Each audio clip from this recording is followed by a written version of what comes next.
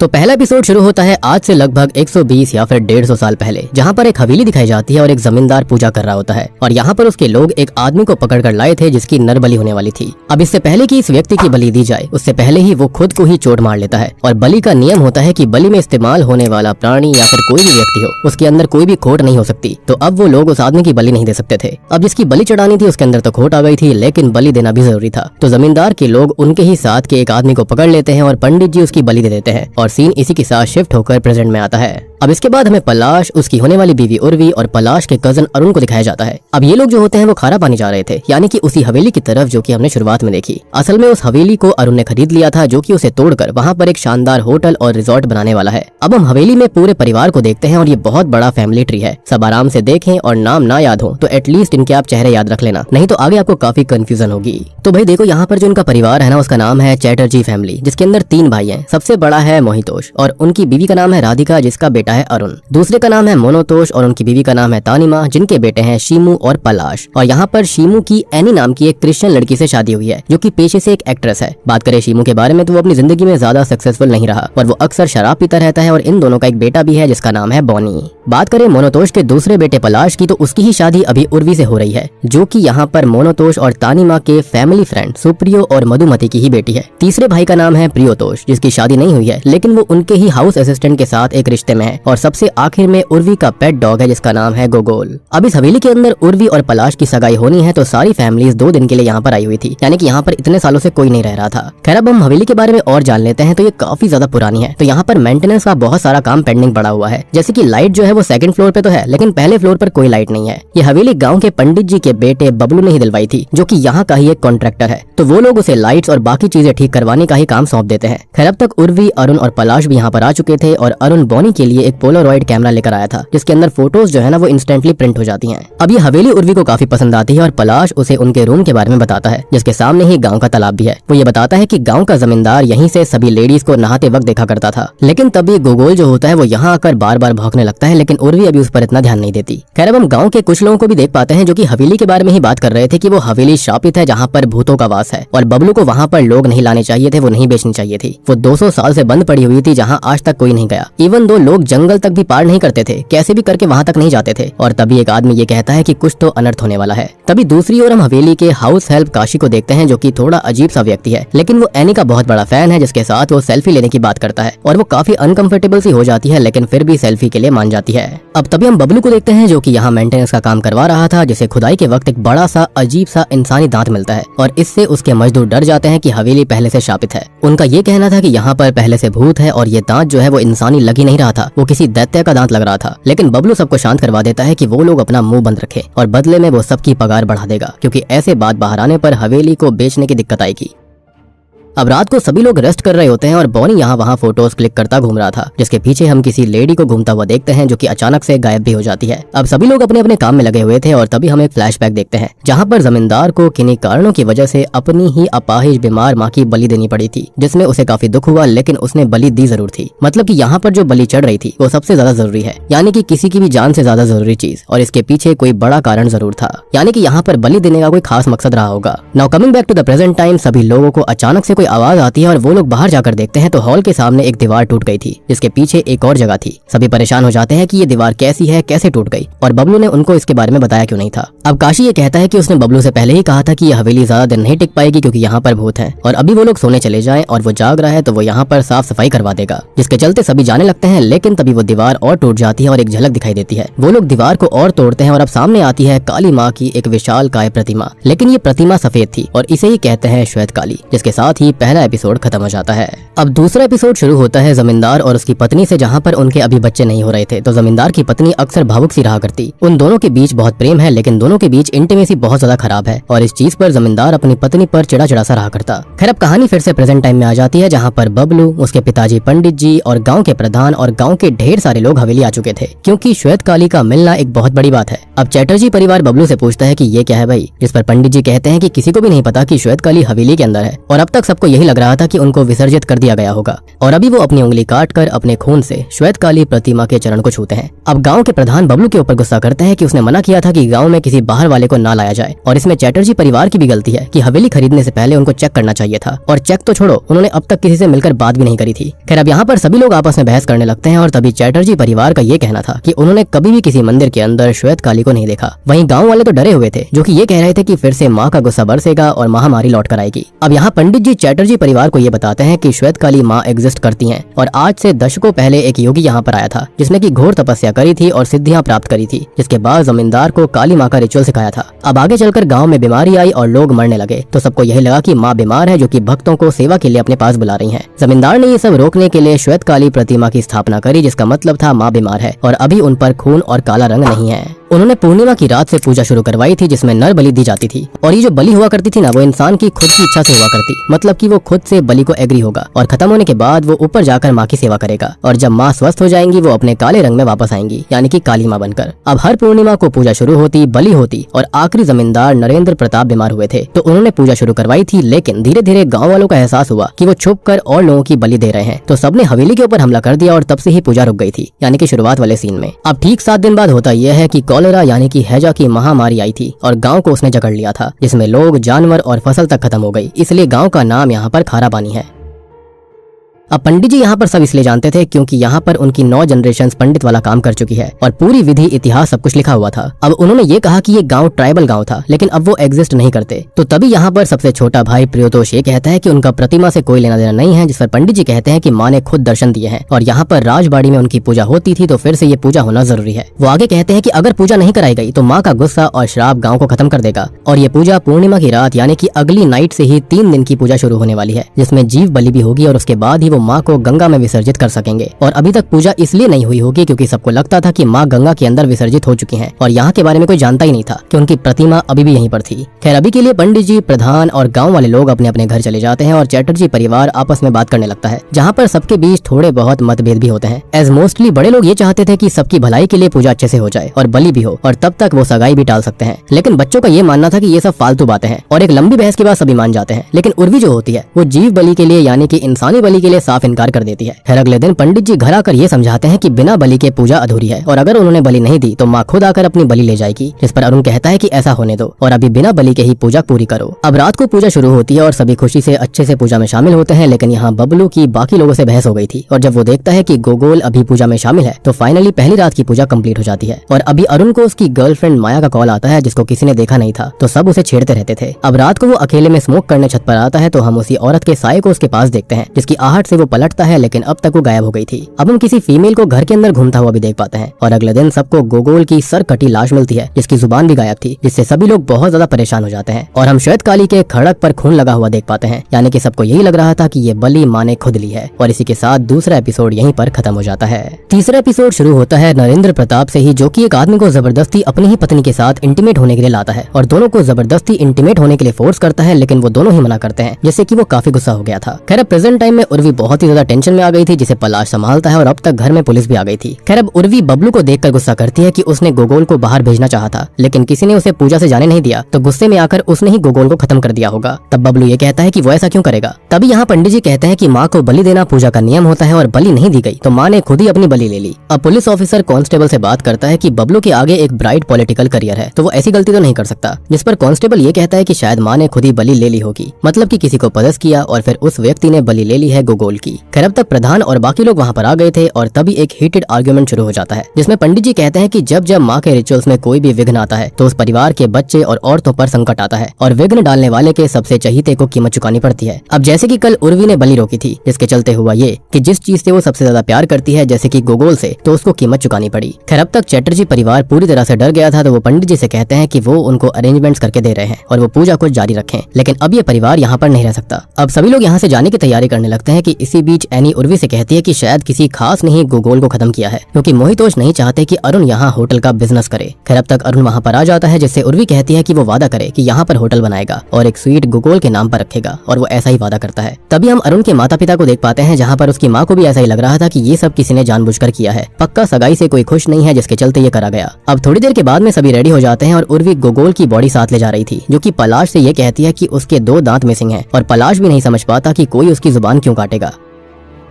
अब सभी लोग यहाँ से निकलने लगते हैं, लेकिन अब तक पूरा गांव वहाँ पर आकर हंगामा शुरू कर देता है कि वो लोग वहाँ से नहीं जा सकते, क्योंकि उन्होंने पूजा का नियम तोड़ा, जिसके चलते गांव का एक व्यक्ति एक्सीडेंट में मारा गया, और ऐसे अगर वो पूजा को छोड़कर चले गए तो गांव के ऊपर संकट आएगा, जो कि वो नहीं चाहते। सभी लोग काफी गुस्से में थे और मरने काटने तक की बात शुरू हो जाती है। तो पुलिस ऑफिसर सबको शांत करता है और प्रधान ऐलान करता है कि जब तक पूजा पूरी नहीं हो जाती तो चैटर्जी परिवार यहाँ से कहीं नहीं जाएगा, जिससे कि पूरा परिवार परेशान हो गया था। अब मोहितोष जो होता है वो प्रशासन से हेल्प मांगने की कोशिश करता है, लेकिन ये मामला जो था वो रिलीजन से जुड़ा हुआ था, तो इसमें कोई भी कुछ नहीं कर सकता था। यानी कि लोगों के बिलीफ को कभी भी नुकसान मत पहुंचाना, ठेस मत पहुंचाना, नहीं तो वो आपको ही नुकसान पहुंचा देंगे। खैर अब रात को कुछ मजदूर दांतों के बारे में बात कर रहे थे और उर्वी ये बात सुन लेती है, तो वो उनसे पूछती है कि उन्हें किसके दांत मिले हैं। तो वो बताते हैं कि वो किसी दैत्य के दांत थे, और ये जगह किसी वक्त माँ काली का घर हुआ करता था, और बहुत सारे दैत्य उनके सेवक थे, तो ये उनमें से ही किसी एक का दांत हो सकता है। खैर थोड़ी देर के बाद में उर्वी, अरुण और पलाश आपस में बात करते हैं, और अब उनको भी शक हो रहा था कि किसी खास व्यक्ति ने ही गोगोल को खत्म किया होगा। अब रात को पूजा शुरू होती है और बलि की तैयारी होती है, लेकिन पंडित जी ये कहते हैं कि बलि के लिए आई हुई बकरी के कान पर चोट लगी हुई है, मतलब कि अब उसकी बलि नहीं दी जा सकती। सभी गांव वाले परेशान हो जाते हैं और ये कहते हैं कि यहाँ कोई तो बुरी शक्ति, बुरी आत्मा है जो कि पूजा सफल होने नहीं दे रही है, और आज फिर किसी मासूम की जान जाएगी। पंडित जी भी परेशान थे, जो कि माँ से विनती करके ये पूछते हैं कि अब किसका रक्त उन्हें शांत करेगा। और हम रात को एक लेडी को घर में फिर से घूमता देखते हैं, जिसके साथ ही तीसरा एपिसोड भी खत्म हो जाता है।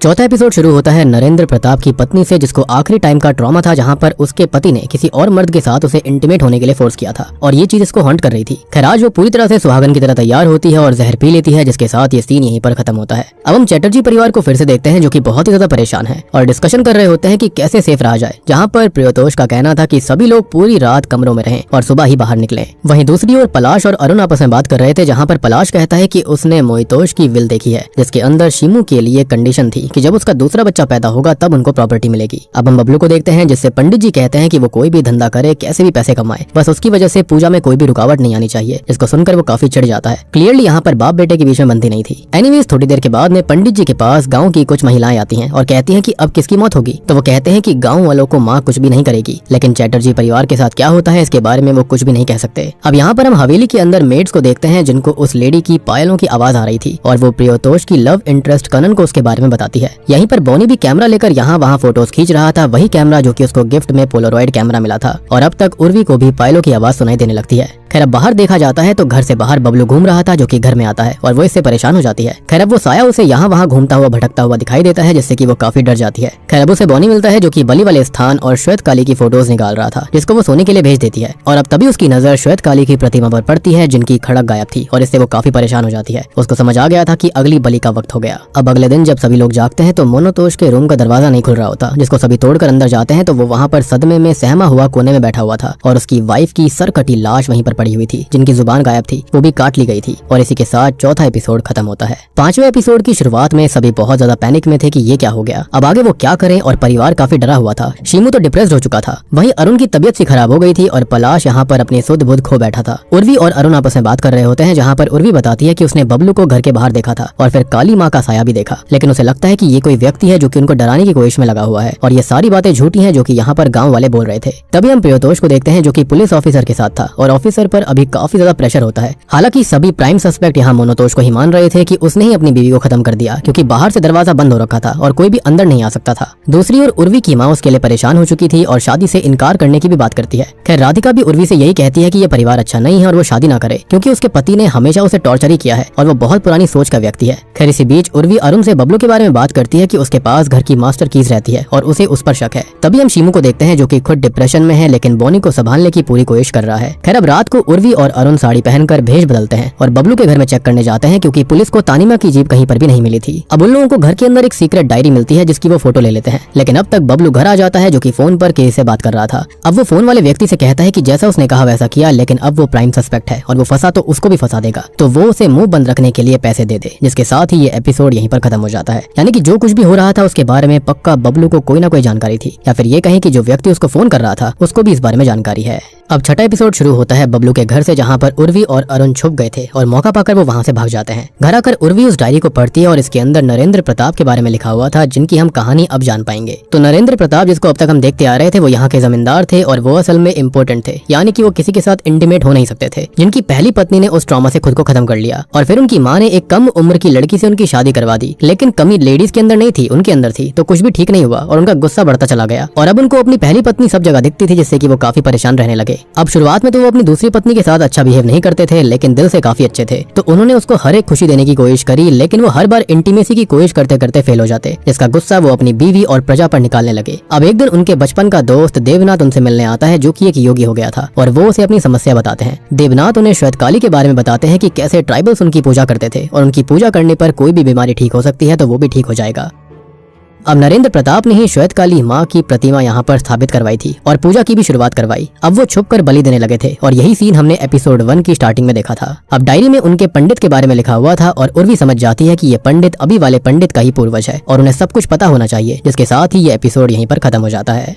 अब 7वें एपिसोड की शुरुआत देवनाथ और नरेंद्र प्रताप से शुरू होती है, जहां देवनाथ आगे की विधि बताते हैं कि अब उन्हें अपने सबसे चहीते की बलि देनी होगी और वो बड़े दुख के साथ अपने प्यारे घोड़े की बलि देते हैं। अगले स्टेप को तो सुनकर वो हिल जाते हैं, लेकिन विधि पूरी करनी ही होगी, वरना यहाँ पर दिक्कत हो जाती। और अगली बलि देनी है एक स्त्री की, तो उनको अपनी माँ की ही बलि देनी पड़ेगी। अब वो इससे बहुत परेशान हो जाते हैं कि ये तो वो कैसे भी नहीं कर सकते, लेकिन देवनाथ उनको समझाता है कि माँ वैसे भी बीमार है और ऐसे उन्हें मुक्ति मिल जाएगी। खैर, अब कहानी वापस से प्रेजेंट टाइम में आती है और उर्वी को पंडित जी अपने पास बुलाते हैं और गोगोल के जो 2 दांत मिसिंग थे वो उनको वापस देते हैं, ये कहते हुए कि प्रतिमा के पैर के नीचे ये मिले थे और उनका मानना है कि कोई तो इस जगह पर बहुत बड़ा षड्यंत्र रच रहा है और तो और उर्वी खुद को सेफ रखे। यानी कि पंडित जी भी समझ गए थे कि ये सारी गड़बड़ चल रही थी। खैर, वो उन्हें अपने साथ ले जाती है और नरेंद्र की वो डायरी दिखाकर पूछती है कि क्या वो सब कुछ जानते हैं और क्या नरेंद्र प्रताप ने सच में अपनी माँ की बलि दी थी, जिस पर वो कहते हैं कि हाँ, वो सब जानते हैं और उन्होंने कभी ये बात किसी को नहीं बताई, क्योंकि इतनी जानकारी किसी को मिली ही नहीं थी, तो किसी ने पूछा भी नहीं। और जमींदार के राज हमेशा दफन रह गए, यानी कि उनके राज हमेशा राज ही रहे। वो आगे बताते हैं कि तब के पुजारी यानी कि गंगा ठाकुर उनके दादाजी थे, जिन्होंने उन्हें बहुत सारी कहानियां सुनाई थी। तो नरेंद्र प्रताप को 3 बलि देनी थी और यहाँ पर अपनी कंडीशन के चलते वो बिल्कुल पागल सा हो चुका था। अपनी पत्नी को सुख देने के चक्कर में वो पगला गया था। तो यहाँ पर देवनाथ ने उनको किसी तरह मना लिया था कि वो अपनी माँ की बलि दे दे, लेकिन देवनाथ का प्लान तो कुछ और ही था। असल में वो उनकी दूसरी बीवी के साथ अफेयर में था और जब नरेंद्र प्रताप ने अपनी माँ को खत्म किया तो वो पगला गए। सबसे बड़ी बात कि उनका जो मैनेजर था ना, वो देवनाथ से मिला हुआ था, तो उसने बलि वाली बात गाँव में फैला दी और सब लोग हमला करने आ गए। और अब तक देवनाथ और नरेंद्र की दूसरी पत्नी पूरा सोना जेवर सब कुछ लेकर भाग गए थे और नरेंद्र प्रताप ने जहर खाकर खुद को खत्म कर लिया,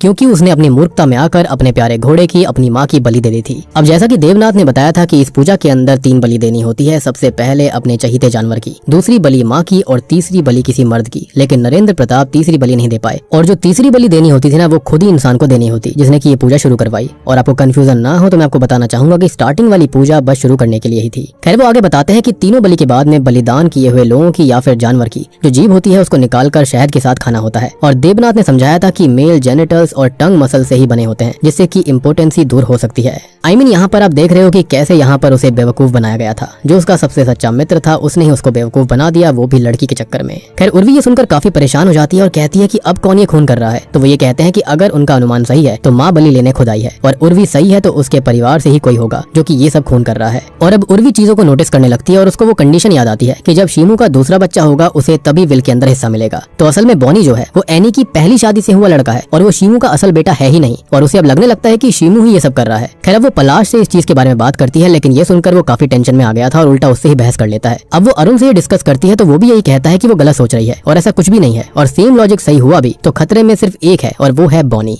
खैर, अब शाम हो जाती है और पूजा का वक्त हो गया था, लेकिन अब बकरी और उसको गार्ड करने वाला काशी दोनों ही गायब थे। उर्वी पंडित जी के पास आकर कहती है कि ये तो उनकी माँ ने नहीं किया होगा ना, जिस पर वो कहते हैं कि अगर माँ ने बलि ली है तो वो कुछ नहीं कर सकते, लेकिन हाँ, अगर माँ नहीं है तो क्या नरेंद्र प्रताप अपना अधूरा काम करने वापस आया है और अब वो उर्वी का साथ देंगे और आज वो किसी मासूम की जान नहीं जाने देंगे। जिसके साथ ही 7वां एपिसोड यहीं पर खत्म हो जाता है। तो अब हम आ जाते हैं हमारे फाइनल एपिसोड पर, जिसके अंदर सारे असली पत्ते खुल जाएंगे। 8वां एपिसोड शुरू होता है अरुण से ही, जिसको किसी का कॉल आता है और वो पलाश को जल्दी से जगाता है कि मोनोतोष की तबीयत बिगड़ गई है और उनको जल्दी से चलना पड़ेगा। वो दोनों वहाँ से निकल जाते हैं, लेकिन अब उर्वी भी उनका पीछा करती है, जिसको पहले से ही अंदाजा था कि सीन क्या था। अब अरुण पलाश को जंगल के रास्ते पुलिस स्टेशन लेकर जाने लगता है, जिनका पीछा बबलू भी कर रहा होता है। वहीं उर्वी घर के बाहर वाले कांस्टेबल से पूछती है तो वो ये बताता है कि आगे के दरवाजे से तो कोई भी नहीं गया, जिससे कि वो काफी परेशान हो जाती है। वो बाकी कांस्टेबल के साथ उनको ढूंढने लगती है और वो समझ जाती है कि उसे जो करना है जल्दी करना होगा, क्योंकि खूनी जानता है कि वो खूनी तक पहुंच चुकी है। खैर अब हम अरुण को पलाश के साथ देखते हैं, जो कि अब सच बोलना शुरू कर देता है। और दोस्तों अब यहाँ पर खुलते हैं इस कहानी के असली पत्ते। तो आपको याद होगा कि जैसे यहाँ के जमींदार नरेंद्र प्रताप के साथ दिक्कत थी, सेम दिक्कत यहाँ पर अरुण के साथ में थी। और अरुण असल में बचपन से ही उर्वी से प्यार करता था, और वो भी इम्पोर्टेंट था, जिसने की ये हवेली खुद खरीदी और उसे श्वेत काली की प्रतिमा मिली, यानी कि वो दीवार भी उसने ही वहाँ पर बनवाई थी। और उसे पूरा रिचुअल पहले से ही पता चल चुका था, और फिर वो अपने परिवार को यहाँ पर लेकर आया। उसका प्लान था कि वो बलि देकर उर्वी को पालेगा और खुद भी ठीक हो जाएगा। और ये करते हुए उसने खुद ही सारी बलि दी है, एक बिलव डॉग की, यानी कि गोगोल की, क्योंकि वो उर्वी को चाहता है तो उसके डॉग को भी वो चाहता था। अब दूसरी बलि होनी थी माँ की, तो यहाँ पर तानिमा उसे उसकी सगी माँ से ज्यादा चाहती थी, तो उसने उनको ही खत्म किया, यानी कि मोनोतोष ने कुछ भी नहीं किया था। अब बात रही तीसरे सैक्रिफाइस की, तो यहाँ पर वो अभी होना बाकी है, जो कि होगा पलाश का, यानी कि एक मेल का सैक्रिफाइस जिससे वो प्यार करता हो। अब पलाश ये सब सुनकर बहुत परेशान हो जाता है कि आखिर अरुण ऐसे कैसे कर सकता है। वहीं उर्वी पुलिस ऑफिसर और फोर्स के साथ दोनों को ढूंढ रही थी, और हुआ ये था कि राधिका की तबीयत खराब हुई तो डॉक्टर आया था, और वो डॉक्टर अरुण से उसकी मेडिसिन के बारे में पूछता है। तो उर्वी खुद डॉक्टर ही है, तो वो समझ जाती है कि ये मेडिसिन तो फूड पॉइजनिंग में इस्तेमाल होती है, जब इंसान कुछ अनयूजुअल खाता है। और अरुण जीभ खा रहा था, जैसा कि इस रिचुअल के अंदर होना चाहिए था, और यही रीजन था कि जीभ जो थी, यानी कि गोगोल की और यहाँ पर माँ की जीभ गायब थी। अब बबलू यहाँ पर पलाश को पकड़ लेता है, और अरुण बबलू को जान से मार डालता है, क्योंकि वो सारा सच जान चुका था, यानी कि फोन पर भी यहाँ अरुण ही था। खैर अब अरुण तीसरी बलि दे, यानी कि पलाश को खत्म करे, उससे पहले ही वहाँ पर उर्वी पुलिस फोर्स के साथ आ जाती है और उसे अरेस्ट कर लिया जाता है। अगले दिन सभी लोग पंडित जी से माफी मांगते हैं कि उनकी वजह से उनका बेटा मारा गया, और वो भी माफी मांगते हैं कि उनके बेटे ने पाप में साथ दिया। उर्वी अब पूरा केस सबको समझाती है कि कैसे अरुण को सब कुछ पहले से पता था, और उसने बबलू को अपने साथ शामिल कर लिया, और बबलू ही माँ काली बनकर घुमा करता था। फिर पहले अरुण ने गोगोल को खत्म किया, फिर सबके खाने में नींद की दवाई मिलाकर तानिमा को खत्म किया, और इसलिए दरवाजा अंदर से बंद था। और आज उसने काशी को पैसे देकर गोट के साथ दूर भेज दिया था। और सबसे बड़ी बात की शुरुआत में अरुण सबको यही कहता था कि उसकी गर्लफ्रेंड है जिसको आज तक किसी ने देखा नहीं था, तो असल में कोई गर्लफ्रेंड थी ही नहीं, और इसलिए उसका नाम माया रखा गया था, क्योंकि वो बस एक मेड अप नेम था, ताकि लोग उस पर कैसे भी करके शक न कर पाए। वो तो शुरुआत से ही उर्वी से प्यार करता था, और उसके लिए ये सब बलि दे रहा था, लेकिन उसे खुद ही आइडिया नहीं था कि नरेंद्र प्रताप को तो देवनाथ ने खुद ही यहाँ पागल बनाया था उसकी बीवी से शादी करने के लिए, क्योंकि उसका उसके साथ अफेयर था, और वो भी नरेंद्र प्रताप की तरह यहाँ इम्पोर्टेंसी के चलते और प्यार के चलते पागल हो चुका था। अब एक दुख और तकलीफ पूरे परिवार को जकड़ चुकी होती है, जिनके साथ उनको हमेशा जीना पड़ेगा। और गाँव वालों को भी अब समझ आ गया था कि हैजा की बीमारी वहाँ पर किसी कर्ज की वजह से नहीं हुई थी, बल्कि उसको आना था इसलिए हुई थी। और बूम, इसी के साथ में श्वेत काली सीरीज यहीं पर खत्म हो जाती है। तो दोस्तों ये थी श्वेत काली सीरीज की कहानी। उम्मीद करता हूँ कि आपको पसंद आई होगी।